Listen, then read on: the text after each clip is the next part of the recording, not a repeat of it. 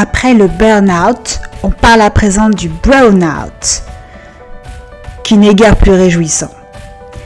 Il s'agit de la perte de sens, et notamment au travail. Ce phénomène n'est pas tout à fait nouveau. Il y a une dizaine d'années, l'anthropologue David Graeber avait relié ce syndrome avec les bullshit jobs. Pardonnez-moi la traduction, mais elle est exacte, les boulots de merde.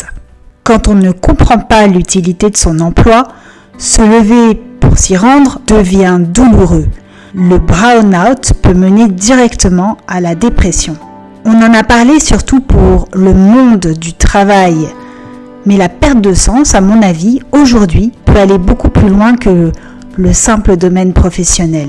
Nos modes de vie à eux-mêmes peuvent paraître vides de sens, et notamment quand on se place dans la perspective d'un jeune sensibilisé aux problématiques du changement climatique. À quoi bon faire 5 ans d'études pour ensuite travailler dans une entreprise qui va contribuer d'une façon ou d'une autre à augmenter la pollution de la planète et à réduire notre espérance de vie collective? Comment y trouver un sens?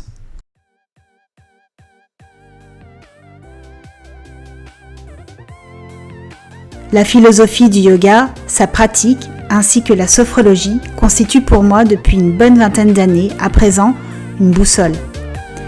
J'aimerais partager avec toi le concept du dharma, sous une nouvelle version. Je dis sous un nouvel angle parce que si tu as suivi l'épisode précédent, j'en ai déjà parlé comme l'une des 4 principales formes de désir qui agissent comme des moteurs dans l'existence.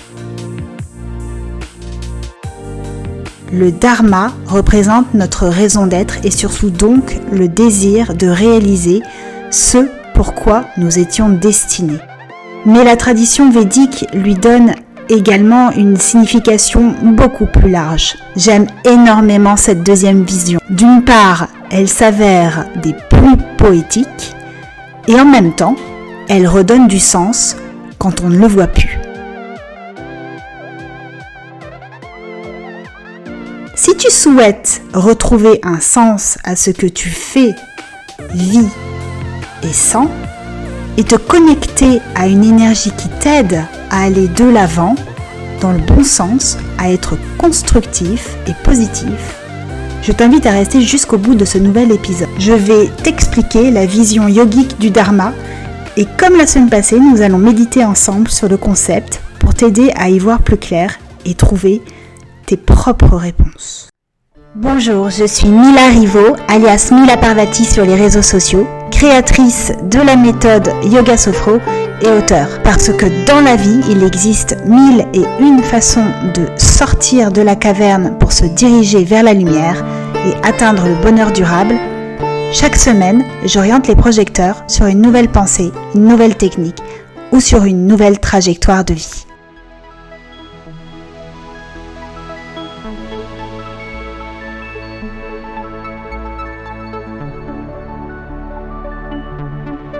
Selon Max Planck, le père de la mécanique quantique, toute la matière provient et existe grâce à la vertu d'une force. Nous devons assumer, selon lui, que derrière cette force existe un mental conscient et intelligent. Cet esprit est la matrice de toute la matière. La philosophie védique possède un mot pour cette matrice, c'est le dharma. Dharma, donc c'est du sanskrit, provient de dri. Dri signifie support. Dans un sens plus large, donc, le dharma est l'intelligence derrière toute forme de vie. As-tu déjà regardé en accéléré tout le processus pour fabriquer un corps humain ? De la rencontre d'un spermatozoïde avec une ovule, le développement de l'embryon, puis le fœtus, puis le bébé qui peu à peu se transforme et traverse les différents âges de l'existence, tout cela comme du papier à musique. Te rends-tu compte de ce formidable programme automatique qui se déroule du début jusqu'à la fin, sans vraiment rien pouvoir y changer, et cela indépendamment de notre volonté? Tout est inscrit à l'avance. Comment ne pas y voir l'existence d'une intelligence incroyable, au-dessus de tout. Donc, en plus de cette signification, le Dharma représente également la force inhérente de ce programme intelligent qui fait ce que nous sommes et ce que nous deviendrons. Dans cette vision, chacun représente une cellule du grand corps de l'univers. Tous reliés, nous interagissons les uns avec les autres de concert. Chacun y a sa place. Il n'y a plus de concurrence, plus de compétition. Dans cette configuration, nous avons tous un rôle à jouer, unique et particulier. Alors quel sens donner à ta vie dans ce contexte? Quelle est ta spécificité? Qu'est-ce qui te rend unique et si précieux pour le monde? Quel est ton Dharma? Je te propose une méditation Yoga Sophro pour aller puiser en toi une réponse à cette question. Pour cette pratique, je te propose de t'installer confortablement sur une chaise ou sur un lit. Choisis l'endroit où tu te sentiras à l'aise. Adopte une posture de lâcher prise, de préférence allongée, mais si tu préfères rester assis, c'est ok. Choisis la position qui te permet de rester dans l'immobilité le plus longtemps possible de façon confortable, sans te fatiguer, sans tension musculaire. Écoute les sons autour de toi. Visualise l'endroit où tu te trouves. Nous allons prendre 3 respirations conscientes. Inspire par le nez et expire par la bouche, tout en dirigeant ton souffle vers les pieds, de façon à libérer d'éventuelles tensions en toi. Inspire par le nez et expire par la bouche, longuement, les tensions, la fatigue et tout ce dont tu souhaites te libérer. Inspire par le nez et expire une 3e et dernière fois par la bouche.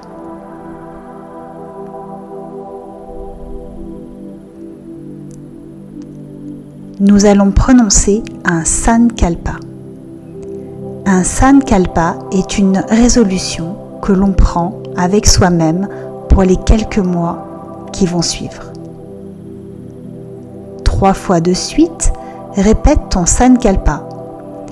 De préférence, commence par la fin en tête. Alors visualise-toi dans la nouvelle situation. Ta décision par exemple est de quitter déjà ton nouveau job, te lancer dans un emploi plus épanouissant. Mentalement, par exemple, tu peux répéter donc le Sankalpa qui serait: dans mon nouvel emploi, je me sens complètement épanoui. En me levant le matin, je suis plein d'énergie et je sais pourquoi je me lève. Bon, tu adaptes selon ton cas. Je pense que tu as compris le concept.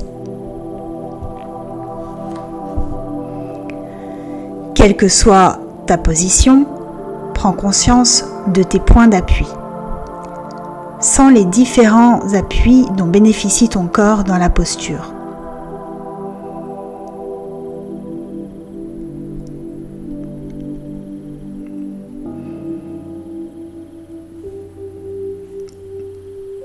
Puis concentre-toi sur ton front,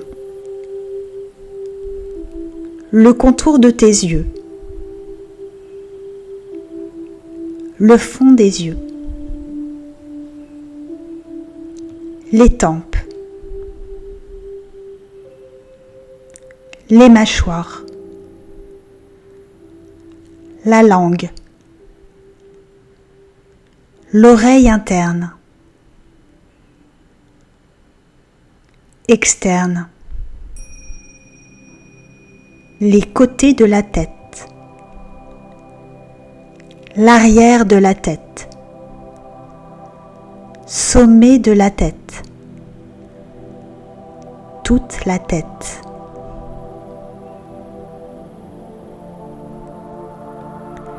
Prends conscience à présent de ta gorge, ta nuque, les épaules, l'extérieur des bras, tout du long, jusqu'au dos de la main, le bout des doigts.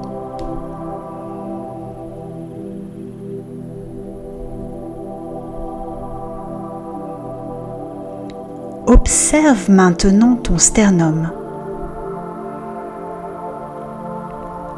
la poitrine, la respiration au niveau de la poitrine, le mouvement de la respiration, au niveau des côtes,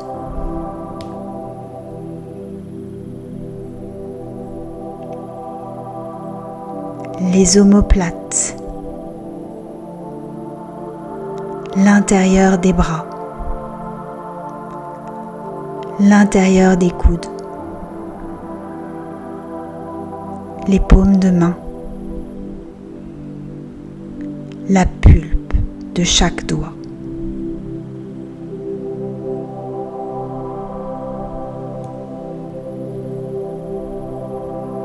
Dirige ton attention sur ton plexus solaire, au-dessus du nombril. Scrute les sensations au niveau du ventre.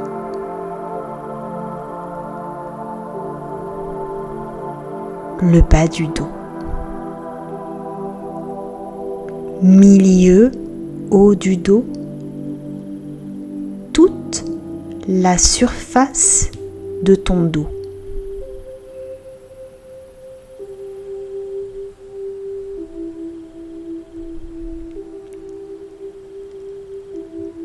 Explore mentalement, comme si c'était la première fois, ton bas du ventre.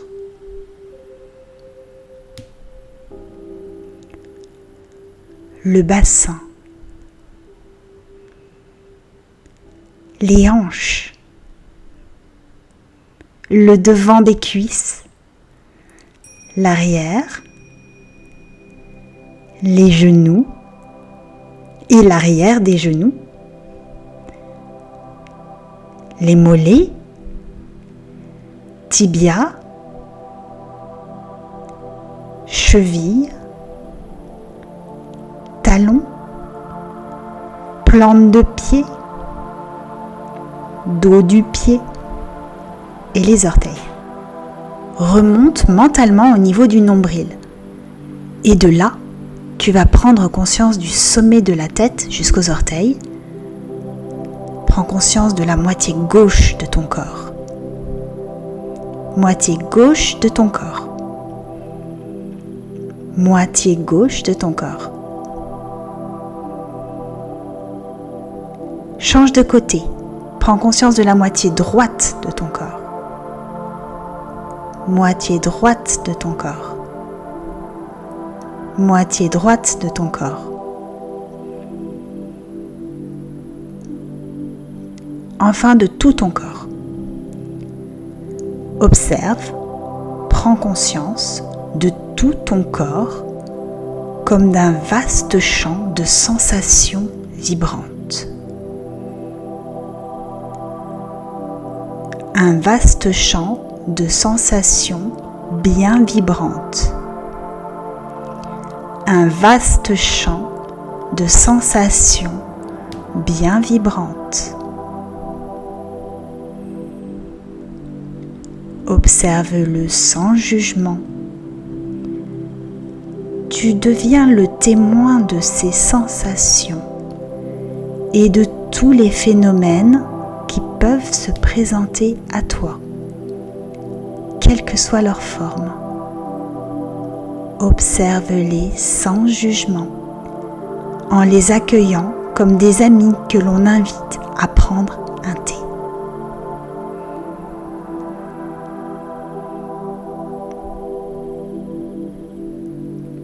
Quelle que soit ta posture, nous allons reprendre conscience des points d'appui du corps.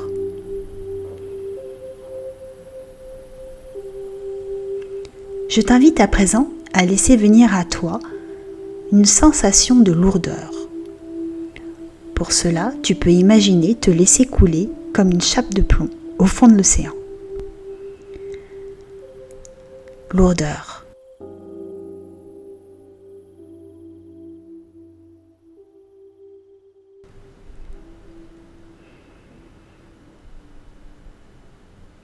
Sens la lourdeur.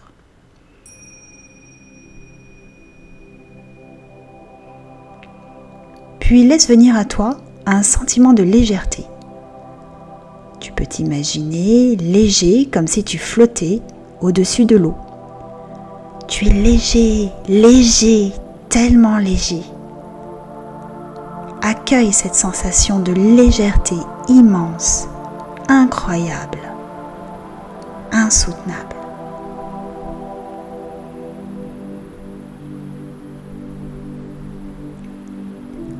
Maintenant, laisse venir à toi de la chaleur. Chaleur dans le corps. Grosse chaleur. Imagine un temps de canicule, l'été. Laisse venir à toi cette sensation.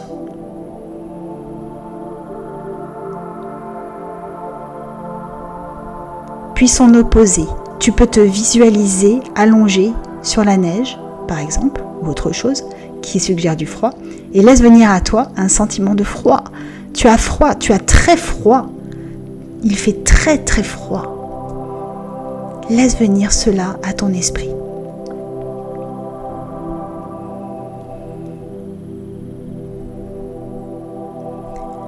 Porte ton attention maintenant sur le point entre les sourcils. Et là, regarde l'espace noir de ton écran mental. Juste concentre-toi sur cet espace noir, sans rien chercher d'autre.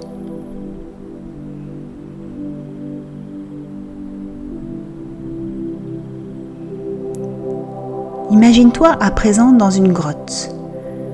Dans la grotte, un sage t'attend. Tu peux le questionner sur ton dharma. Il te répond. Écoute son message. Retiens-le bien. Écoute son message. Laisse-le venir à toi. Le sage connaît ton dharma. Il te répond.